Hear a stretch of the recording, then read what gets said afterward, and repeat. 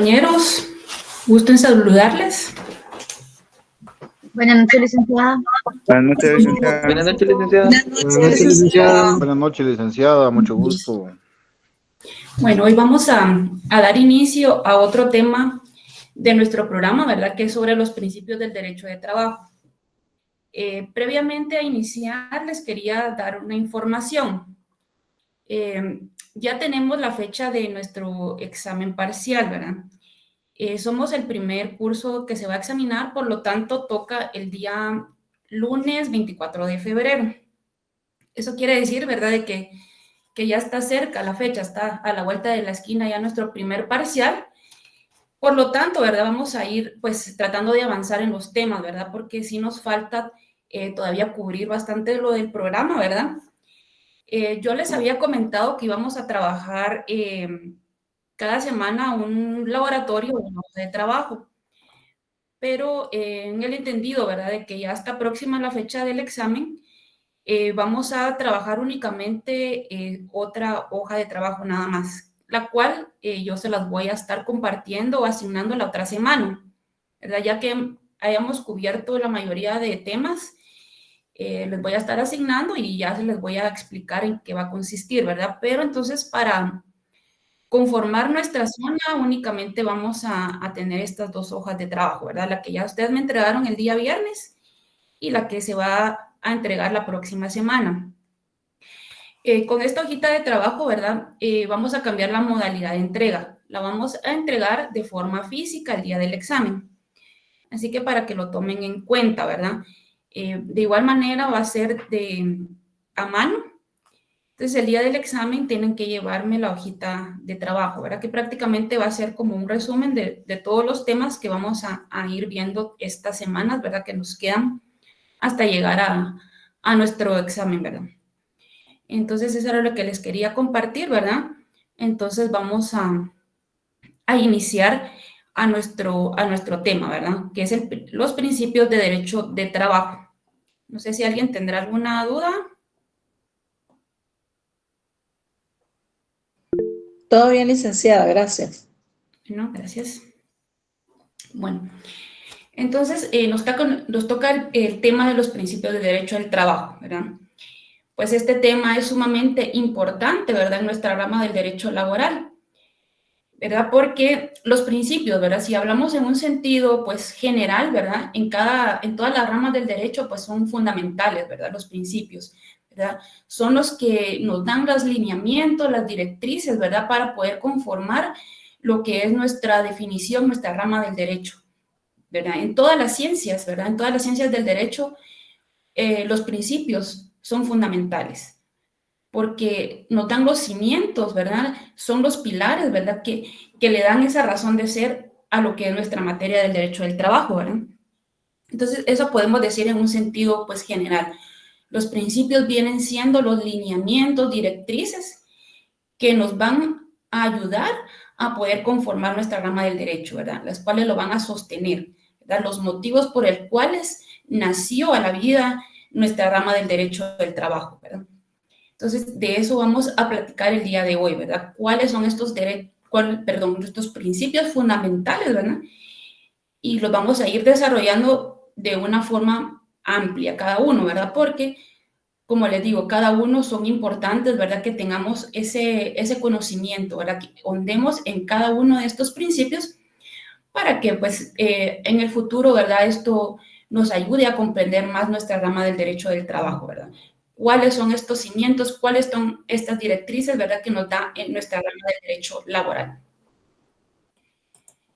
Entonces, vamos a iniciar con el primer...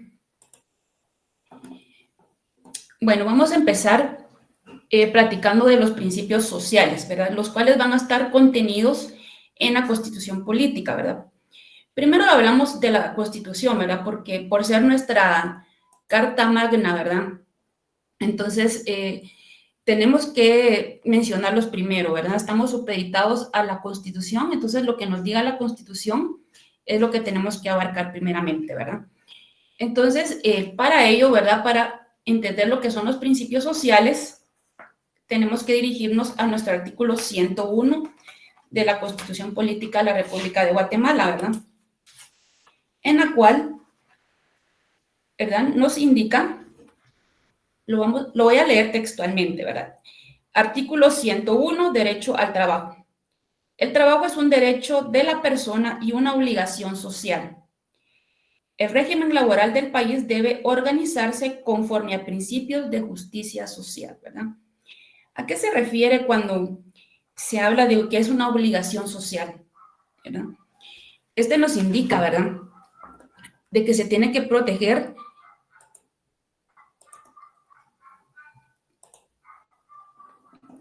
es una obligación porque es necesario para que las personas puedan satisfacer sus necesidades y vivir con dignidad, ¿verdad? A eso se va a referir de por qué es una obligación, ¿verdad?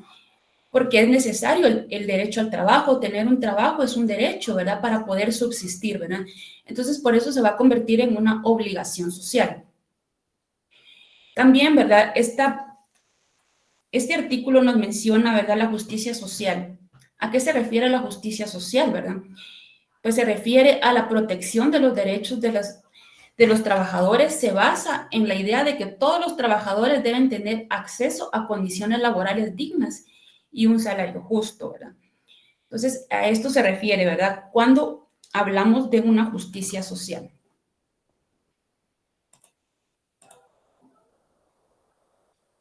Entonces, esto es lo que nos refiere, pues, la Constitución, a qué primeramente le tenemos que llamar principios. ¿Qué es lo que va a proteger, verdad? Va a proteger, ¿verdad?, que se dé una protección al trabajo de una forma digna y que se garanticen, ¿verdad?, todos estos derechos y principios para el trabajador con una justicia social, ¿verdad? Entonces, yo les recomiendo, ¿verdad?, que vayan marcando en su Constitución, ¿verdad?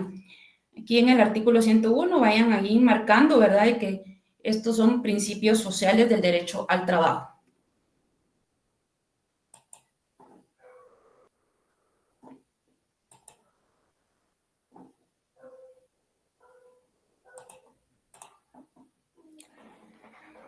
Y bueno, y entonces ya entrando, ¿verdad?, a lo que nos indica ya nuestra ley ordinaria, ¿verdad?, lo que ya nos indica nuestro Código de Trabajo en sí, de cuáles son los principios del derecho del trabajo, ¿verdad? Estos principios también se les conoce como principios ideológicos, ¿verdad? ¿Por qué se les conoce como principios ideológicos?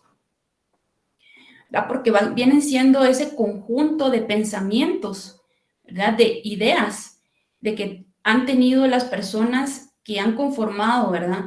Han habido autores, ¿verdad?, que han conformado nuestra rama del derecho y que se han basado, ¿verdad?, en ideas, ¿verdad?, y que las han transformado, pues, en un principio, ¿verdad? Entonces, por eso son principios ideológicos, ¿verdad? Y en primer lugar, tenemos el principio de tutelaridad. En ese sentido, el principio de tutelaridad viene siendo un principio fundamental. Este es el principio más importante de los 8 principios que nos indica la ley, ¿verdad? Porque son 8 principios que nos regula el Código de Trabajo, ¿verdad? Que estos los podemos encontrar regulados en los considerandos de nuestra ley del Código de Trabajo. Entonces, los considerandos ustedes van a encontrar todos los principios, ¿verdad? Y en primer lugar se encuentra el principio de tutelaridad. Pero ¿por qué viene siendo este principio tan importante, verdad? Porque con este principio, ¿verdad?, se trata de compensar la desigualdad económica que existe entre patrono y trabajador, otorgándole una protección jurídica preferente, ¿verdad? Se le va a dar esa protección por esa desigualdad que hay entre trabajador y patrono, ¿verdad? ¿Verdad? Derivado de que el trabajo también es un hecho social, tiene como finalidad proteger al trabajador y no al trabajo en sí, ¿verdad?, sino que va a proteger los derechos, ¿verdad?, no en sí a la actividad de trabajo, sino que a los derechos y garantías que están inmersas al trabajo. Se interesa por compensar la desigualdad existente en la realidad y búsqueda de la equidad social, ¿verdad? Como les decía, busca esa equiparación, esa nivelación entre la desigualdad que existe entre un trabajador y un patrón, ¿verdad? También, ¿verdad?, nos vamos a lo que es nuestra Constitución, que aquí encontramos el fundamento legal del principio de tutelaridad en nuestro artículo 103. ¿Qué dice la Constitución respecto a este principio, verdad? Nos indica, artículo 103, tutelaridad de las leyes de trabajo. Las leyes que regulan las relaciones entre empleadores y el trabajo son conciliatorias, tutelares para los trabajadores y atenderán a todos los factores económicos y sociales pertinentes. Para el trabajo agrícola, la ley tomará especialmente en cuenta sus necesidades y las zonas en que se ejecuta, ¿verdad? Entonces, este es el que nos va a amparar, ¿verdad? Que este principio, pues, es constitucional, en el cual, pues, se va a proteger a esa desigualdad, ¿verdad? Entonces, marcan este artículo como principio de tutelaridad. Ahora, pues, nos vamos a lo que nos dice nuestra ley, nuestro Código de Trabajo. Pues para ello tenemos que irnos al considerando, ¿verdad? Que se encuentran en el cuarto considerando. Lo vamos a leer textualmente como nos indica aquí el Código de Trabajo. Considerando que esas características ideológicas del derecho de trabajo y en consecuencia también las del Código de Trabajo, por ser una concreción de aquel adaptadas a la realidad de Guatemala, se puede resumir así. Inciso A. El derecho de trabajo es un derecho tutelar de los trabajadores, puesto que trata de compensar la desigualdad económica de estos, otorgándoles una protección jurídica preferente, ¿verdad? Entonces, acá nos indica esto, ¿verdad? Que es una protección jurídica preferente que tiene el trabajador, ¿verdad? El trabajador siempre va a tener esa protección ante el patrono, ¿verdad? Entonces, también para ello, ¿qué nos indica la doctrina, verdad? También es importante, pues, mencionar lo que indican nuestros autores, ¿verdad? Por ejemplo, tenemos el autor Luis Fernández Molina, ¿verdad? En su libro Derecho Laboral Guatemalteco, que nos habla sobre este principio de tutelaridad de una forma más amplia, ¿verdad? En el cual, pues, pues acá él puede indicar, ¿verdad? Dice, constituye la razón de ser del derecho laboral. El principio de tutelaridad es el motivo por el cual se creó nuestra materia, ¿verdad? Es la protección. También a este principio se le llama principio de proteccionista, ¿verdad? Porque busca esa protección. Ese es el fin del derecho de trabajo, ¿verdad? La protección de los derechos laborales del trabajador. En otras palabras, para eso fue creado, ¿verdad? Entonces, ahora, ¿verdad? ¿Cómo podemos aplicar este principio a casos concretos, verdad? Acá el autor, pues, nos indica, pues, nos indica 3 formas en que se puede aplicar, ¿verdad? En lo individual, en lo colectivo y en lo procesal, ¿verdad? Entonces, viéndolo desde el ámbito individual, ¿verdad? Que se recuerdan que en nuestras definiciones de derecho laboral hablábamos del derecho individual, ¿verdad? Que es el que se relaciona entre el patrono y trabajador, ¿verdad? Entonces, en ese sentido, acá nos ejemplifica el autor, ¿verdad? Por ejemplo, nos indica, ¿verdad? La institución de la jornada tiene por objeto resguardar la salud y la actividad vital complementaria de los trabajadores, y en ese mismo sentido están las vacaciones anuales remuneradas, ¿verdad? Acá nos indica, ¿verdad? Que una cuestión tutelar es que hayan jornadas de trabajo, ¿verdad? Que los trabajadores van a tener este derecho preferente, ¿verdad? Igual con las vacaciones, ¿verdad? Cada trabajador anualmente va a tener derecho a vacaciones remuneradas, ¿verdad? Y asimismo, ¿verdad? Dentro de este ejemplo también hablamos sobre la indemnización, ¿verdad? Esta se estableció para consolidar a los trabajadores en sus puestos, disuade al patrono para no operar despidos directos sin justificación, ¿verdad? Entonces, este es un ejemplo, ¿verdad? De que la indemnización va también a equiparar esa desigualdad de que el patrono no puede despedir a su sabor y antojo a algún trabajador, ¿verdad? Si lo va a despedir, va a ser de forma justificada y se le va a pagar una indemnización, ¿verdad? Entonces, ese es otro ejemplo. Tenemos otro ejemplo, ¿verdad?, que se refiere a los daños y perjuicios, que se lo podemos encontrar regulado en el artículo 78. Procuran el pago inmediato de la indemnización y que el trabajador no promueva acción judicial, ¿verdad? Entonces, cuando el trabajador, pues, presenta una demanda en laboral, ¿verdad?, se da mucho esto de los daños y perjuicios, ¿verdad? Cuando se despide de forma injustificada, se condena al patrono a pagar daños y perjuicios, ¿verdad? También otro ejemplo es el aguinaldo, ¿verdad? Porque este va a ser un salario extra, ¿verdad?, para poder compensar esa desigualdad, ¿verdad?, que el cual es una reserva muy útil para salvaguardar las posibilidades financieras del trabajador, que se dan más que todo en las fiestas navideñas, ¿verdad? Y el bono 14 a mediados del año, ¿verdad? Se dan estos salarios extras, ¿verdad?, que son el 100% del salario, ¿verdad? Se les tiene que otorgar un salario extra, ¿verdad?, que en total vienen siendo 14 salarios anuales los que tienen que recibir, ¿verdad? Entonces, tenemos otro ejemplo, ¿verdad?, que vienen siendo las normas de la maternidad, que es las que amparan a la madre y su criatura. En el artículo 101 se privilegia el cobro de salarios e indemnizaciones, aún sobre otras prevalencias del derecho civil, por su carácter alimenticio, ¿verdad? Entonces, esto podríamos ejemplificar, ¿verdad?, cómo es que se va a aplicar este principio de tutelaridad, cómo es que funciona, ¿verdad?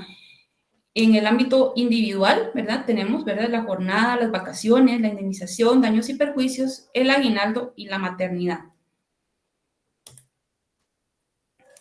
Ya en el ámbito colectivo, ¿verdad?, que lo colectivo pues ya se refiere, ¿verdad?, a las relaciones entre las agrupaciones, ya sea de trabajadores o de patronos, ¿verdad? Entonces, en este sentido, ¿verdad?, esta área no es tan marcada la tutela, ¿verdad?, porque acá viene siendo más que todo la lucha que realizan estas agrupaciones, ¿verdad? Ellos son los que van a estar luchando para que se reconozcan estos derechos, ¿verdad? Pero posteriormente, ¿verdad?, al desarrollarse estas asociaciones profesionales, pues ya se van adquiriendo otros derechos, ¿verdad? Por ejemplo, el régimen de la huelga y la contratación colectiva, ¿verdad? Las mejoras laborales, pues las van conquistando los trabajadores por la vía de negociación colectiva, ¿verdad? Lo que se llaman pactos colectivos, ¿verdad? Ahí se van negociando, ¿verdad?, de que se vayan dando otros tipos de derechos, ¿verdad?, que vayan a nivelar, ¿verdad?, esa desigualdad que puedan ellos poder enfrentar, ¿verdad? Entonces, se va a realizar por negociaciones colectivas, ¿verdad?, los que se llaman pactos colectivos o convenios colectivos, ¿verdad? Entonces, acá, en ese sentido, pues se van a ir enriqueciendo. Y también, ¿verdad?, se puede simplificar en lo procesal, ¿verdad? ¿Cómo funciona la tutelaridad en lo procesal, ¿verdad? Ya cuando están los conflictos, ¿verdad?, cuando ya se pone en movimiento el orden jurisdiccional, ¿verdad?, cuando no estamos de acuerdo con alguna situación, ¿verdad? Entonces, ¿cómo también aplica, verdad? Acá en la doctrina, ¿verdad?, nos indica, ¿verdad?, que también las disposiciones procesales están imbuidas de este espíritu protector. Por ello se cobijan en la sombría favorable ambas secciones, tanto normas objetivas como sustantivas. Ahora bien, si las normas sustantivas le brindan al trabajador un derecho preferente, este, al presentarse a un tribunal, goza de un doble beneficio o duplicidad de tutela. Una por el derecho de base, ¿verdad?, del que ya ha venido gozando, y la otra por el favoritismo del que se beneficiará a lo largo del proceso, que habrá de diligenciarse, ¿verdad? En materia procesal cabe destacar beneficios como el impulso de oficio, ¿verdad? Estos son unos ejemplos, ¿verdad?, cómo es que la tutelaridad funciona en lo procesal, ¿verdad? En el impulso de oficio, en la inversión de la carga de la prueba, ¿verdad? Porque acá tenemos que entender, ¿verdad?, que el patrono es el que va a tener la carga de la prueba. Cuando el trabajador demanda, el que tiene que probar todo va a ser el patrono, ¿verdad? el trabajador puede indicar, ¿verdad?, que se despidió injustificadamente, ¿verdad?, pero el patrón es el que lo tiene que comprobar, ¿verdad? Ellos tienen que presentar todas sus pruebas, ¿verdad? Porque en ese sentido, ¿verdad?, el trabajador tiene la razón. Entonces, el que tiene que demostrar lo contrario va a ser el patrón. Entonces, a esto se refiere, ¿verdad? El que va a tener la carga de la prueba va a ser el patrón. Tiene que probar lo contrario. Entonces, acá, ampliando un poco más sobre la carga de la prueba, ¿verdad? Acá nos indica la doctrina que la inversión de la carga de la prueba es un beneficio que se otorga al trabajador y es característica de estos procedimientos, ¿verdad? Es una presunción procesal que favorece a los trabajadores que presentan una demanda por despido, que es como muchos la causa más común, ¿verdad? Que era lo que les comentaba, ¿verdad? Entonces, acá pues el patrono tiene que manifestar, ¿verdad?, que cómo fue la forma de despido, ¿verdad? Entonces ellos tienen que probarlo ante el juez. También, ¿verdad?, otra cuestión, ¿verdad?, que puede aplicarse es la declaración de confeso o confesión ficta, ¿verdad? En la etapa de lo procesal esto es bien importante, ¿verdad? Porque si bien la declaración de confeso es común en casi todos los procedimientos, en el juicio ordinario laboral conlleva un beneficio adicional para el trabajador por dos razones, ¿verdad? Que nos indica, ¿verdad? Opera aunque el trabajador no haya propuesto la prueba de confesión judicial, ¿verdad? Porque si el patrono no llega, ¿verdad?, a la audiencia que se celebre, ¿verdad?, se tiene por confeso porque se tiene por puesto todo lo dicho por el demandante, ¿verdad?, o la parte actora. Si un patrono no llega a la hora exacta de la primera audiencia, se le debe declarar confeso, ¿verdad? Si hubiera el trabajador quien falte a una audiencia, se le puede declarar confeso respecto al pliego de preguntas, pero no por ello pierde automática el proceso, ¿verdad? Entonces acá se ve, ¿verdad?, claramente que también el trabajador tiene más amparo, ¿verdad? Porque si un trabajador no puede presentarse, todavía tiene esa posibilidad de que el juez le dé otra oportunidad, ¿verdad? Tenemos las demandas defectuosas. En este sentido, ¿verdad?, cuando la parte actora presenta su demanda, acá, ¿verdad?, el juez tiene la potestad de no rechazarlo in limine, ¿verdad?, sino que le va a dar la oportunidad de poder subsanar todas esas omisiones que hace en su demanda inicial, ¿verdad?, así como lo indica el artículo 334 del Código de Trabajo, ¿verdad? Es clara la disposición de este artículo, ¿verdad?, en el sentido de que si una demanda no llena los requisitos legales, el juez no la va a rechazar in limine, ¿verdad? Que in limine pues significa de que la rechaza en pleno derecho, pero en este caso no se le va a dar este rechazo, sino que se le va a dar la oportunidad de que la parte pueda subsanar todas estas deficiencias que pueda tener su demanda, ¿verdad? Entonces, pues se ve, ¿verdad?, aquí esa protección, ese beneficio que se le da a la parte, pues, más frágil, que es la parte trabajadora, ¿verdad? Y tenemos también otro ejemplo, pues, las otras presunciones, ¿verdad? Que el artículo 30 del Código de Trabajo establece que la falta de este o la omisión de alguno de sus requisitos se debe imputar siempre al patrono, y si a requerimiento de las autoridades de trabajo no lo exhibe, debe presumirse, salvo prueba en contrario, ciertas las estipulaciones de trabajo afirmadas por el trabajador.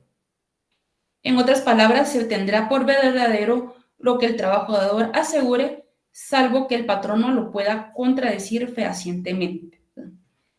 Entonces, como ustedes ya pueden observar, ¿verdad?, este principio es sumamente importante, ¿verdad?, porque le da esta protección al trabajador en todos los ámbitos, en todas las etapas del derecho laboral, ¿verdad?, en lo individual, en lo colectivo y en lo procesal, ¿verdad? Está, pues, amparado lo que es los derechos del trabajador, ¿verdad? Y también llamado este principio de proteccionismo, ¿verdad?, o proteccionista, ¿verdad?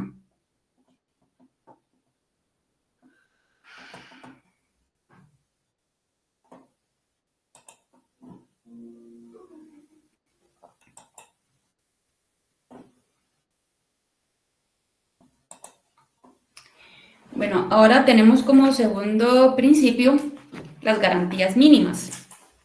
El principio de garantías mínimas, bueno, que establece, va a establecer los derechos, ¿verdad? Los derechos que establece la legislación en materia laboral es el mismo de los derechos que debe gozar el trabajador, ¿verdad? Entonces, acá también nos vamos al fundamento legal, lo que nos indica nuestra Constitución en el artículo 102, ¿verdad? Aquí está fundamentado lo que son las garantías mínimas.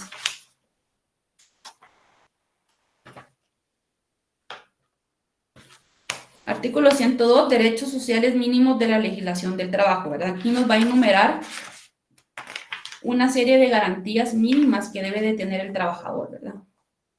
Vamos a leer, ¿verdad? Lo que nos indica acá nuestro artículo, que son derechos sociales mínimos que fundamentan la legislación del trabajo y la actividad de los tribunales y autoridades, ¿verdad? Entonces nos va a enumerar, ¿verdad? Derecho a la libre elección de trabajo, todo trabajo será equitativamente remunerado. Pues así leyéndolo a grosso modo, ¿qué nos indica cada una? Igualdad de salario para igual trabajo prestado en igualdad de condiciones, obligación de pagar al trabajador en moneda de curso legal, inembargabilidad del salario en los casos determinados por la ley, fijación periódica del salario mínimo de conformidad con la ley, la jornada ordinaria de trabajo efectivo diurno no puede exceder de 8 horas diarias de trabajo ni de 44 horas a la semana, equivalente a 48 horas para los efectos exclusivos del pago del salario. Nos indica también derecho al trabajo a un día de descanso remunerado por cada semana ordinaria de trabajo o por cada 6 días consecutivos de labores. Derecho del trabajador a 15 días hábiles de vacaciones anuales pagadas después de cada año de servicios continuos. Obligación del empleador de otorgar cada año un aguinaldo no menor del 100% del salario mensual o el que ya estuviera establecido si fuera mayor. Protección a la mujer trabajadora y regulación de las condiciones en que debe prestar sus servicios. Los menores de 14 años no podrán ser ocupados en ninguna clase de trabajo. Bueno, y así hay varios, ¿verdad? Para no atrasarlo más, ¿verdad? No los vamos a leer todos, ¿verdad? Pero acá marcan ustedes bien, ¿verdad? Que estos son los derechos sociales mínimos, ¿verdad? Que debe de tener el trabajador. Y lo que nos indica nuestra ley ordinaria del Código de Trabajo, ¿verdad? Que este está regulado en el inciso B. En el inciso B del cuarto considerando, ¿verdad? El derecho de trabajo constituye un mínimo de garantías sociales, protectoras del trabajador, irrenunciables únicamente para este y llamadas a desarrollarse posteriormente en forma dinámica, en estricta conformidad con las posibilidades de cada empresa patronal, mediante la contratación individual o colectiva y de manera muy especial, por medio de los pactos colectivos de condiciones de trabajo. Pues aquí encontramos el fundamento, ¿verdad? De que se tienen que garantizar todas estas derechos que tiene el trabajador como mínimo, ¿verdad? Y posteriormente también en el artículo 22 también nos habla sobre las garantías mínimas que debe contener todo contrato individual, ¿verdad? Vamos al artículo 22. En todo contrato individual de trabajo deben entenderse incluidos por lo menos las garantías y derechos que otorguen a los trabajadores la Constitución, el presente código, sus reglamentos y las demás leyes de trabajo previsión social, ¿verdad? Ustedes al momento de que firman un contrato individual, ¿verdad? Ustedes tienen que leer bien, ¿verdad? ¿Qué estipulaciones tiene, la base legal, todo, ¿verdad? Porque si no contiene las garantías mínimas, pues obviamente son nulas ipso iure, ¿verdad? De pleno derecho, ¿verdad? No se puede otorgar un contrato si no están garantizadas todas estas garantías mínimas, ¿verdad?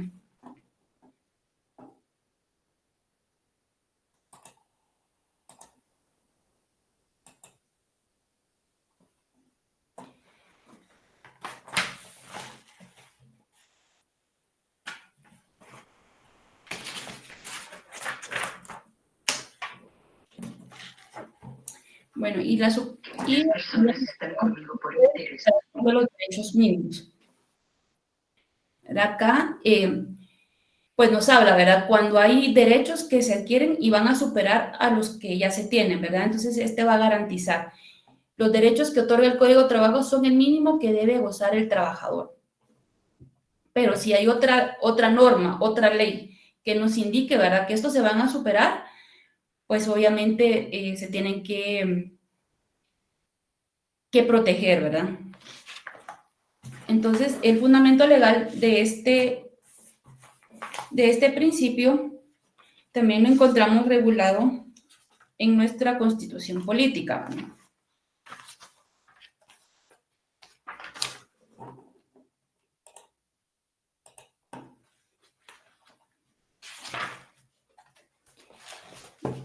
Que lo encontramos en el artículo 106.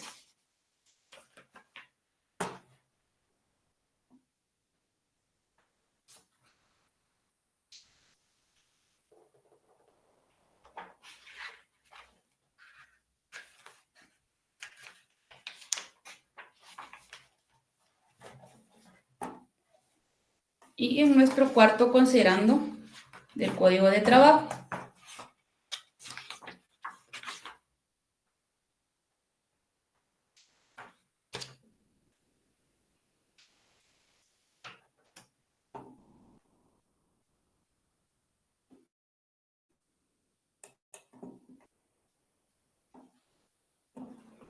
Bueno, y entonces, ¿por medio de qué instrumentos se pueden superar estos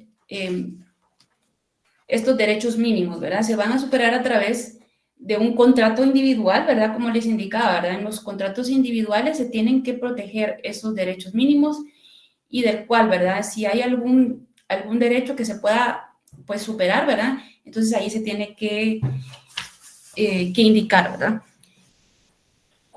En un contrato colectivo, en un convenio colectivo o en un pacto colectivo, ¿verdad? Bueno, vamos a ejemplificar, ¿verdad? ¿Qué se refiere con la superación de derechos mínimos? Por ejemplo, ¿verdad? Nuestra Constitución indica de que tenemos como mínimo 15 días de vacaciones, ¿verdad? Eso es como ustedes ya lo vieron ahí en el código, en la Constitución. 15 días dice nuestra Constitución que tenemos mínimo por haber laborado un año, ¿verdad? Un año de trabajo. Tenemos 15 días. Pero hay otra norma que nos indica de que tenemos 20 días hábiles, ¿verdad? De vacaciones, ¿verdad? Entonces, allí se está superando. Entonces, es lo que más le va a favorecer al trabajador, ¿verdad? Igual manera, si hay un pacto colectivo, ¿verdad? Que algún sindicato pueda negociar, ¿verdad? De que no van a ser ni 15 días ni 20 días, sino que 30 días. Entonces, ahí se está superando el derecho, ¿verdad? El que se tenga de vacaciones, ¿verdad? Entonces, el que más le va a favorecer, obviamente, va a ser el que indica el pacto colectivo de trabajadores, el que se le tiene que aplicar al trabajador, ¿verdad? Eso sería un claro ejemplo de la superación de derechos mínimos.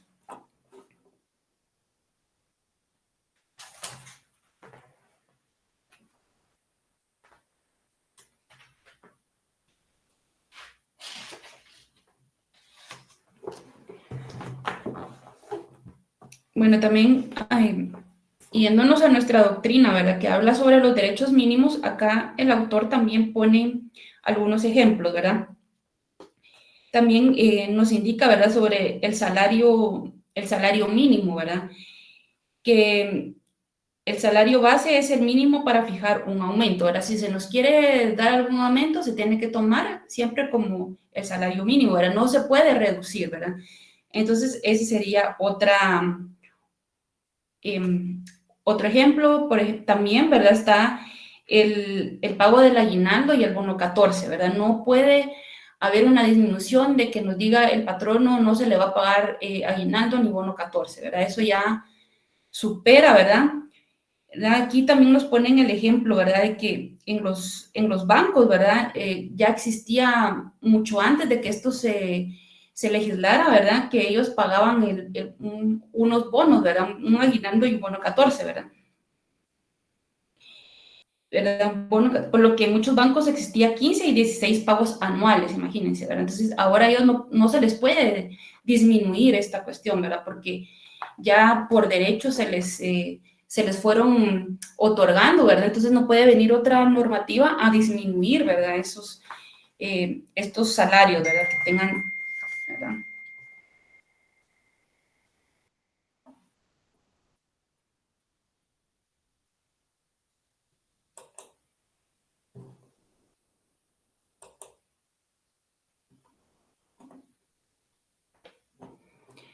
Bueno, y también tenemos el principio de irrenunciabilidad.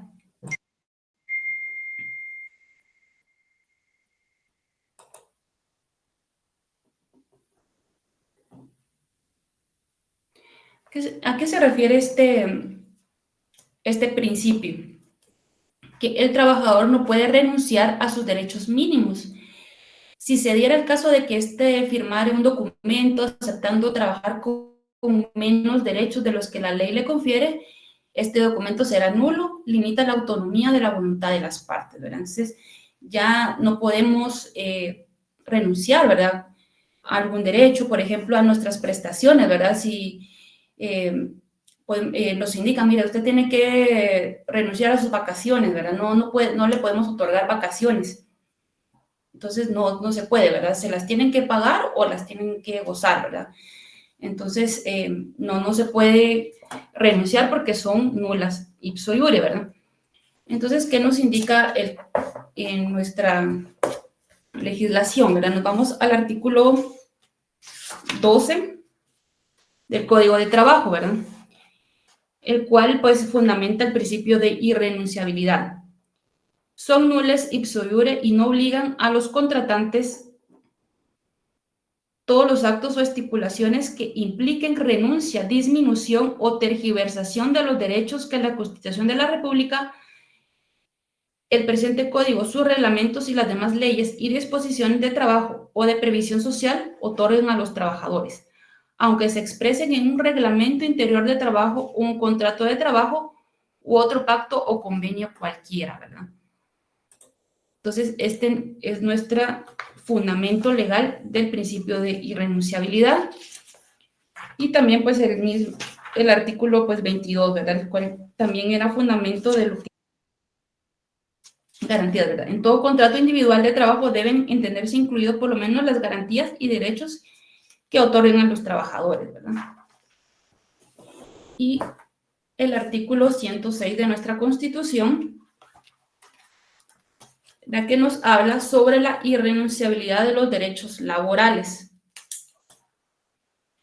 Los derechos consignados en esta sección son irrenunciables para los trabajadores, susceptibles de ser superados a través de la contratación individual o colectiva y en la forma que fija la ley. Para este fin, el Estado fomentará y protegerá la negociación colectiva. Son nulas ipso iure o de pleno derecho y no obligan a los trabajadores, aunque se exprese en un contrato colectivo o individual de trabajo, en un convenio o en otro documento. Las estipulaciones que impliquen renuncia, disminución, tergiversación o limitación de los derechos reconocidos a favor de los trabajadores en la Constitución, en la ley, en los tratados internacionales ratificados por Guatemala, en los reglamentos u otras disposiciones relativas al trabajo. En caso de duda, la interpretación o alcance de las disposiciones legales, reglamentarias o contractuales en materia laboral se interpretarán en el sentido más favorable para el trabajador. Esta última parte es bien importante, ¿verdad? Porque al haber una duplicidad de normativa, ¿verdad? Nos encontramos con dos normas que van a regular una misma situación. Tenemos que evaluar, ¿verdad? ¿Cuál va a ser la más favorable para el trabajador? Y es lo que se le llama indubrio pro operario, ¿verdad? ¿Cuál le va a favorecer más al trabajador? Que esto lo vamos a ver más adelante, lo que significa el indubio pro operario, ¿verdad?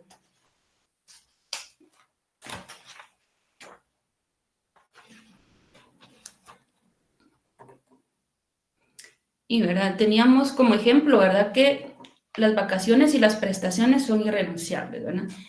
Entonces, no nos pueden obligar, no nos pueden hacer renunciar, ¿verdad?, a estos derechos, ¿verdad? No nos pueden indicar que usted no tiene derecho a vacaciones, eso no se permite, ¿verdad? Porque este principio, pues, es la base del derecho laboral, ¿verdad? Va a garantizar todos los derechos al trabajo.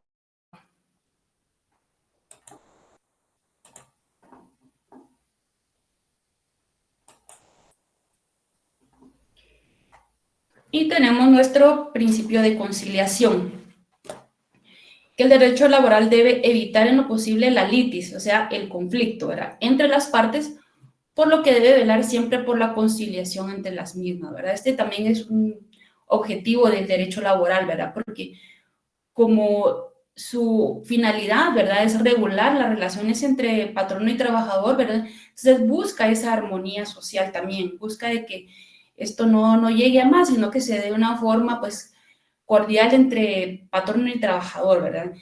Entonces, esto es lo que busca, la conciliación, ¿verdad? Que se dé un acuerdo, ¿verdad?, en caso de que haya algún conflicto o un desacuerdo entre patrono y trabajador, ¿verdad? Entonces, también está fundamentado en el cuarto considerando, en la literal F.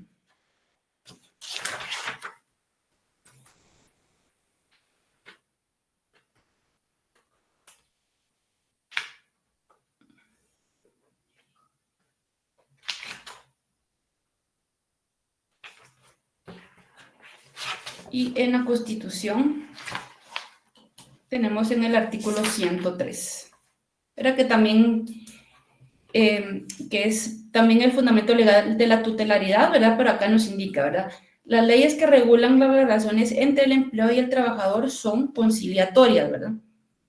Entonces acá también nos va a amparar sobre este principio, ¿verdad?, que son conciliatorias y tutelares al trabajador. Y tenemos el artículo 17 de nuestro Código de Trabajo, el cual nos indica para los efectos de interpretar el presente código y sus reglamentos y demás leyes de trabajo, se debe de tomar en cuenta fundamentalmente el interés de los trabajadores en armonía con la convivencia social, ¿verdad? Entonces, este es el que nos va a indicar sobre la conciliación.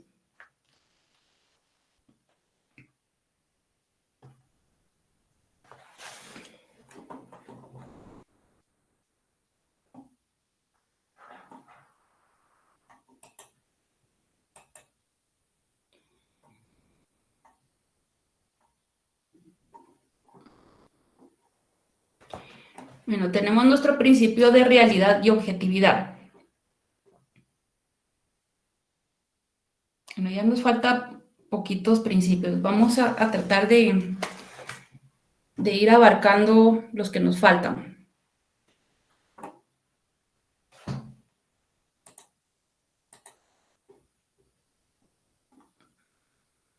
Tenemos el principio de realidad y objetividad, ¿verdad? ¿A qué quiere llegar este principio, verdad? De que es realista, porque estudia al individuo en su realidad social, ¿verdad? Por esa desigualdad que existe, ¿verdad? Entonces, evalúa al individuo en su realidad social, ¿verdad? Al momento de haber un conflicto, pues el juez no debe de ver solo el texto del contrato, ¿verdad?, sino además analizar la realidad de la relación laboral, ¿verdad? Escuchar a la parte actora o al trabajador, ¿verdad? ¿Qué fue lo que pasó, verdad? ¿Qué fue lo que el patrono le indicó, verdad? Si fue un despido injustificado, ¿verdad? Entonces tiene que el juez analizar, ¿verdad?, verlo desde esa perspectiva, de una realidad social. Y es objetivo, porque su tendencia es la de resolver los diversos problemas que con motivo de su aplicación surjan con criterio social y a base de hechos concretos y tangibles, ¿verdad? Y su fundamento está en el cuarto considerando el literal D.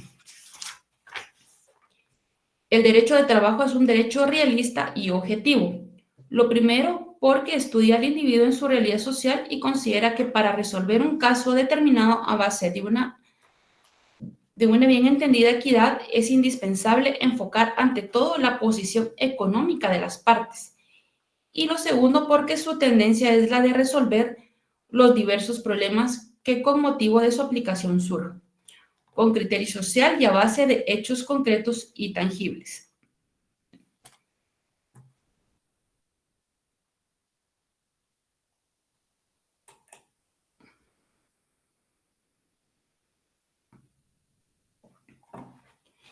Tenemos que el derecho del trabajo, el principio del derecho al trabajo como una disciplina hondamente democrática.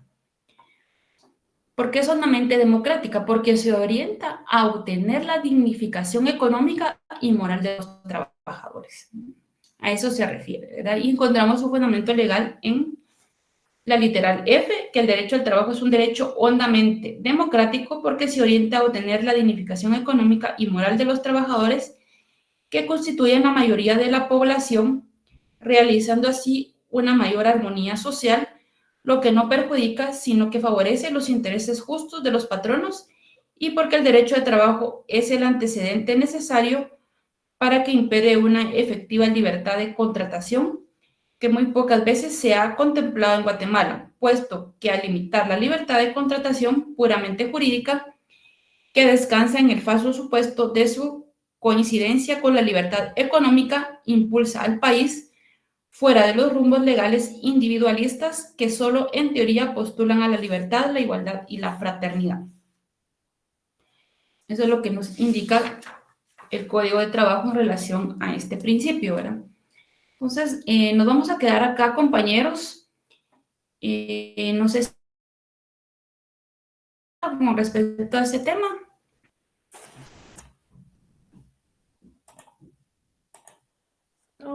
No, licenciada. Este es el último principio. ¿Cómo? Este es el último principio, el séptimo. Dice que nos falta solo uno. Muchas gracias. Solo un principio más. Pero ya. Aquí nos vamos a quedar y vamos a retomar el tema, pues, en la próxima clase, ¿verdad? Sí, dígame, compañera. Sí, les voy a estar Buenas noches, compartiendo licenciada. Perdón, les voy a estar compartiendo las diapositivas. Licenciada, disculpe con una consulta, no me quedó claro la segunda hoja de trabajo, ¿en qué va a consistir, licenciada? Disculpe. Sí, fíjese que todavía no he dado el contenido, qué es lo que va a consistir, sino que hasta la otra semana les voy a dar las instrucciones, ¿verdad? Muchas gracias, licenciada. Muy bien.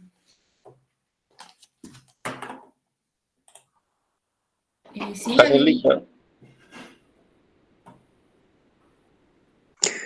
Licenciada, buenas noches. Disculpe, fíjese que estaba revisando el correo que usted me puso un comentario privado de que no aparece ningún documento del trabajo del día viernes, pero yo sí lo envié, incluso acabo de revisar y sí, a mí sí hay un archivo adjunto, incluso tengo ahí las capturas de pantalla, lo subí como a las 6 de la tarde el día viernes, pero en el comentario sí, no aparece me que no. aparecía el archivo adjunto. Si quiere, mándenme por correo la captura de... Sí, con Y gusto. con mucho gusto le voy a verificar. Sí, ¿cuál sería su correo, licenciada? Perdone. Es Carriola Ajá. 87@gmail.com.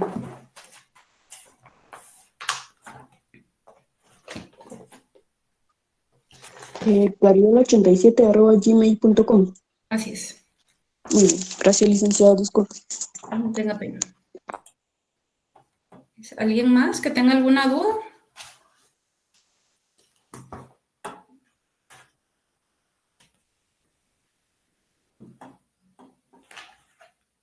Bueno, en vista que ya no hay más dudas, ¿verdad? Entonces vamos a finalizar la clase y nos miramos el día viernes. Muchas gracias, compañeros. Que descansen. Feliz noche. Gracias, licenciada. Gracias, licenciada. Mucho gusto, mi licenciada. Mucho gusto. Feliz noche. Buenas noches.